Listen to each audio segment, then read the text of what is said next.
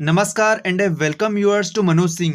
Now आप सही पढ़ रहे हैं कि all world maps are wrong. दुनिया का एक्चुअल साइज है क्या आखिर? ये जो मैप देख रहे हैं आप, ये मैप आपने स्कूल में भी देखा होगा, कॉलेज में भी देखा होगा, यहाँ तक कि जो बच्चे तैयारी कर रहे हैं उन्होंने ये मैप रोज ही देखा होगा। वो इसी मैप से तैयारी करते हैं। लेकिन ये मैप जो बना हुआ है ये गलत मैप है, क्योंकि ये सारे मैप बने हैं मर्केटर प्रोजेक्शन के हिसाब से। ये जो आदमी देख रहे हैं आप, यही है मर्केटर, और इन्हीं का बनाया हुआ मैप आप लोग यूज करते हैं। इन्होंने ये मैप बनाया था 500 साल पहले, जो अभी तक चलता आ रहा है। लेकिन इनके सामने प्रॉब्लम ये थी कि इसको किसी कॉपी में बनाया कैसे जाए, क्योंकि पृथ्वी तो गोल थी या एक्लिप्स में घूमती है, वैसे भी आपको पता होगा। तो इसको चपटे में कैसे रखा जाए ताकि दुनिया का सारा हिस्सा एक ही उसमें दिखाई पड़े। इन्होंने क्या किया कि एक गोल पेपर लिया, पृथ्वी के साइज जैसा। पृथ्वी में जो कुछ भी था छपा हुआ, वो इन्होंने इस पेपर में छाप दिया और फिर इस पेज को सीधा करा। फिर जन्म हुआ मर्केटर प्रोजेक्शन का, जिस मैप को आज आप यूज करते हैं। लेकिन इस मैप में भी एक प्रॉब्लम थी कि अगर जो भी कंट्री आपको इक्वेटर के पास मिलती, वो कंट्री अपने आप छोटी हो जाती।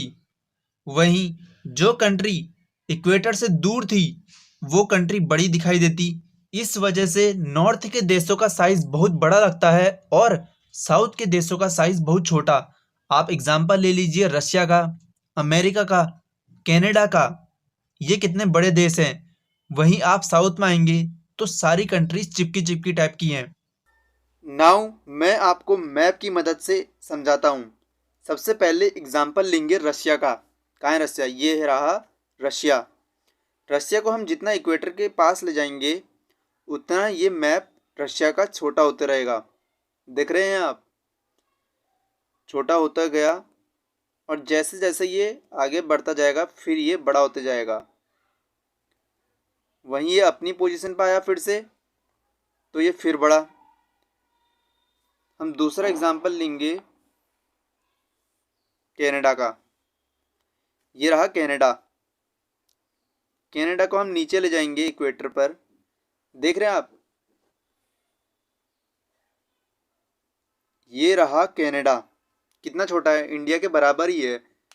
इंडिया से थोड़ा सा बड़ा लग रहा है कनाडा। और इसे वापस ले जाएंगे तो ये बहुत बड़ा हो जाएगा फिर से। वहीं जैसे ब्राज़ील है, ब्राज़ील आपको इतना बड़ा दिख रहा होगा, लेकिन वैसे तो ये इक्वेटर के पास ही है।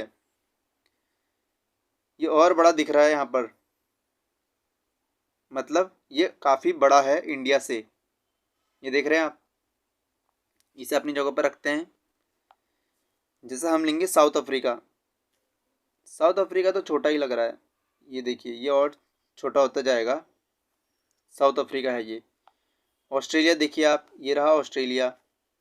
ऑस्ट्रेलिया को इंडिया के बराबर ले जाएंगे तो लगभग लगभग इंडिया के बराबर ही है ऑस्ट्रेलिया। ठीक है। वहीं फ्रांस, जो पूरी दुनिया पर राज करता है, उसको अगर हम इंडिया के पास ले जाएं तो देख रहे हैं आप कितना सा है फ्रांस। एक आइलैंड के टुकड़े के बराबर है। और वहीं उसके बाद जर्मनी। देखिए, वर्ल्ड वॉर इसी के आसपास हुई थी। यहाँ देखिए कितना छोटा सा जर्मनी।